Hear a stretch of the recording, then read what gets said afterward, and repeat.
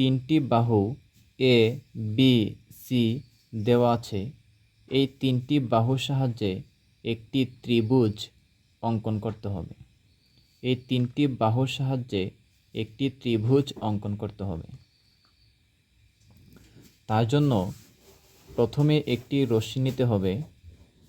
প্রথমেই যে কোনো একটি রশ্মি নিলাম এ বি। যে কোনো একটি রশ্মি নিলাম, এই রশ্মির নাম দিলাম এ ই। প্রথমে একটি রশ্মি নিলাম এ ই। এখন এ ই রশ্মি থেকে এর সমান করে এ ই রশ্মি থেকে এ বি অংশ কেটে নিই। এ বি অংশ কেটে নিই। এ বি অংশ কেটে নিলাম। এর সমান করে এ ই রশ্মি হতে এ বি অংশ কেটে নিলাম।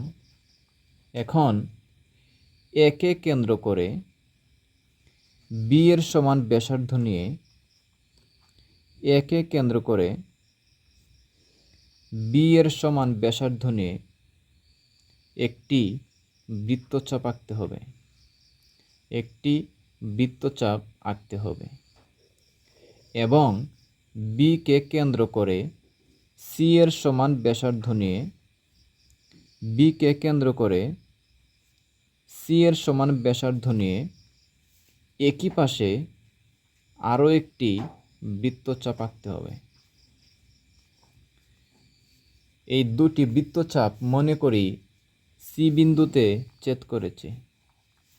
দুটি বৃত্তচাপ সি বিন্দুতে ছেদ করেছে। এখন এসি এবং বিসি যোগ করি। এসি এবং বিসি যোগ করি। বিসি যোগ করি। যোগ করার পর এই ত্রিভুজ এ বি সি হচ্ছে আমাদের উদ্দিষ্ট ত্রিভুজ।